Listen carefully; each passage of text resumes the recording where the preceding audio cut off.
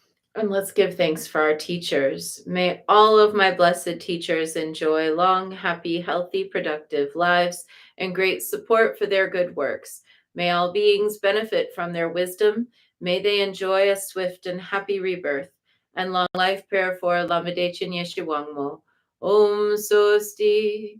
Through the powerful blessings of the immortal Pema Jungye and his consort, may the three secret qualities of the Dakini of supreme bliss, Yeshewangmo, be utterly stable, and may the light of her activities shine on the lotus groves of the teachings and of beings, so that they blossom in radiant splendor.